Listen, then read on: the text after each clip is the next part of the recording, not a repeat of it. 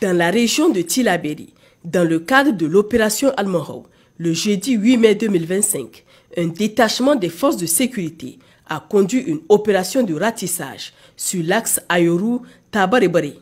Cette action s'est soldée par la neutralisation d'un terroriste et l'interpellation d'une dizaine d'individus suspects transférés à la gendarmerie d'Ayoru pour approfondissement des investigations.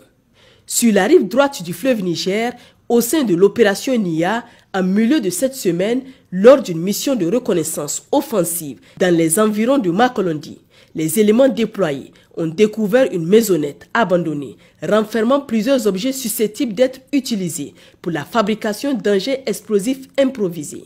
Parmi le matériel saisi figurent des douilles de cartouches, des câbles, un tonneau usagé, des batteries destinées à l'activation de mines artisanales ainsi que divers objets métalliques.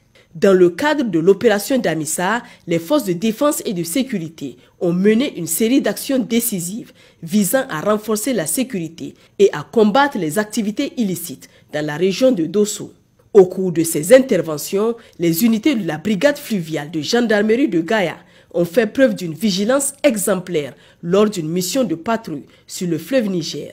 Leur engagement a conduit à la saisie de plus de 60 briques de cannabis dissimulées à bord d'une embarcation repérée dans le village de Barkedji, à 17 km au sud-est de Gaïa. En effet, après une fouille méthodique, les agents ont découvert une cargaison de cannabis estimée à une valeur de 7 200 000 francs CFA.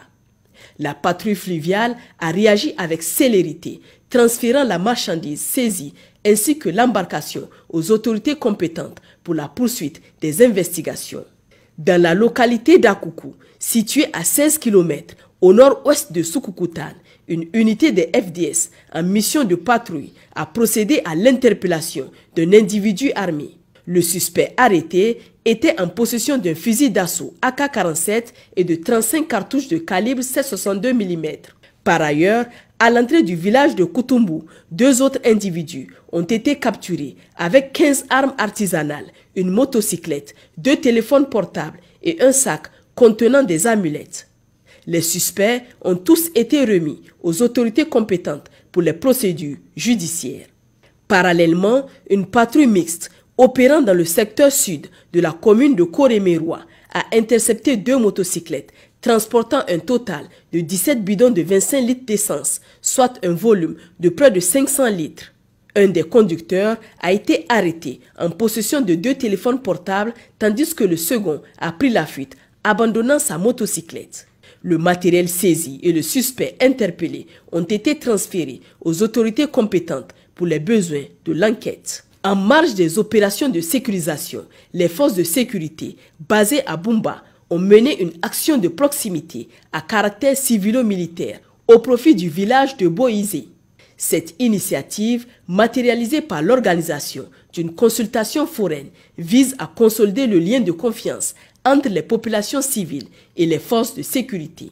Dans la région de Difa, au sein de l'opération Nelewadole, au cours des dernières 72 heures, les opérations de sécurisation de zones menées par nos unités ont abouti à l'interpellation de 3 complices actifs impliqués dans le ravitaillement des groupes armés criminels.